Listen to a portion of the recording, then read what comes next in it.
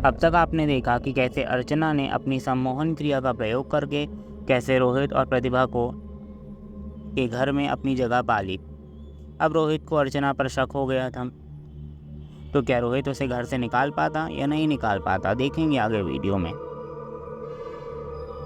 एक दिन ऑफिस में रोहित का काफ़ी सर दर्द कर रहा था, तो रोहित ने वर्क फ्रॉम होम लिया और घर आ गया। रोहित अपने बेडरूम में बैठकर अपने लैपटॉप पर काम कर रहा था। तभी उसे ऊपर से किसी के रोने की आवाज़ आई, तो वो उस आवाज़ का पीछा करता हुआ ऊपर गया, तो वह आवाज़ अर्चना के कमरे से ही आ रही थी।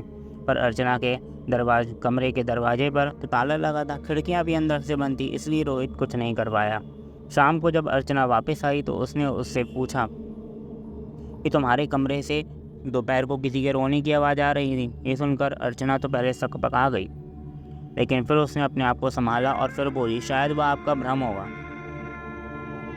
आप तो जानते ही हैं कि मैं अकेली रहती हूँ। रोहित ने सोचा कि शायद वो ठीक ही कह रही होगी, हो सकता है कि इसके कानों को भ्रम हुआ हो, और अर्चना अपने कमरे में चली गई। लेकिन उस रात 1 बजे के आसपास फिर से किसी के रोने की आवाज़ आई, तो रोहित सीधे अर्चना के कमरे के पास चला गया। आवाज़ कमरे से ही आ रही थी। रोहित ने आधी खिड़की खुली से झांक कर देखा तो वो भौचक्का रह गया। अर्चना बहुत डरावनी लग रही थी, उसके पूरे बाल बिखरे हुए थे और वह बिस्तर में बैठकर काली बिल्ली से खेल रही थी। बिल्ली इससे छूटकर भाग जाना चाहती थी, पर अर्चना उसे ज़बरदस्ती पकड़े हुए बैठी थी। अंदर का भयावह दृश्य देखकर रोहित डर से कांप गया। रोहित को अब यह पूरा विश्वास हो गया था कि उसने अपना घर किसी गलत व्यक्ति को किराए पर दे दिया है।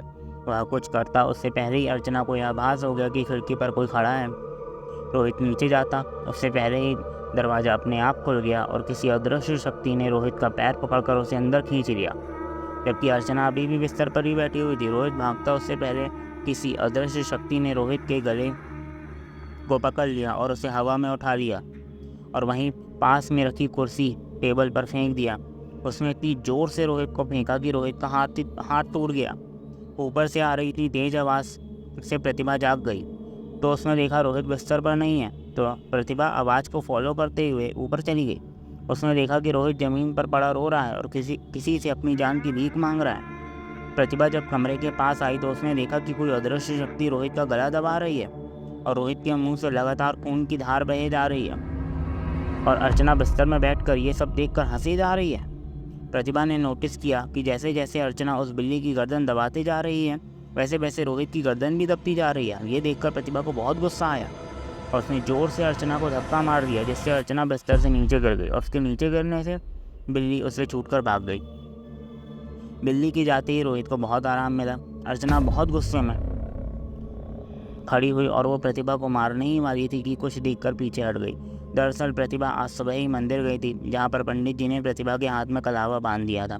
उसी कलावे को देखकर अर्चना डर गई और मौका देखकर प्रतिभा ने वहीं पास में रखा फूलों का जार अर्चना के सर में दे मारा, जिससे अर्चना बेहोश हो गई। प्रतिभा तुरंत अपने अधमरी हालत में पड़े पति रोहित को अस्पताल ले गई। प्रतिभा सुबह जब अपने घर वापस आई तो उसने देखा अर्चना अपना सारा सामान लेकर वहाँ से भाग गई है। खैर प्रतिभा ने इस पर ज़्यादा ध्यान नहीं दिया क्योंकि वो खुद ही उसे भगाने वाली थी। अब इस घटना को लगभग 2 महीने बीत चुके हैं। रोहित का हाथ भी ठीक है और घर परिवार में भी सब कुछ ठीक है। तो रोहित और प्रतिभा ने सोचा क्यों ना अपने घर जाया जाए, माता पिता के पास।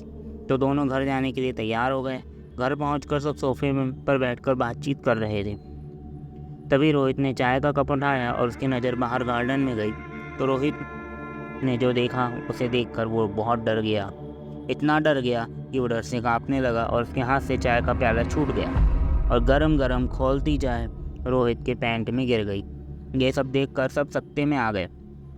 रोहित की मम्मी पापा और प्रतिभा सब रोहित को संभाल रहे थे। रोहित बार बार बाहर की तरफ इशारा कर रहा था, पर कोई समझ नहीं पा रहा था। कुछ देर बाद प्रतिभा ने बाहर की तरफ देखा तो वो भी डर गई।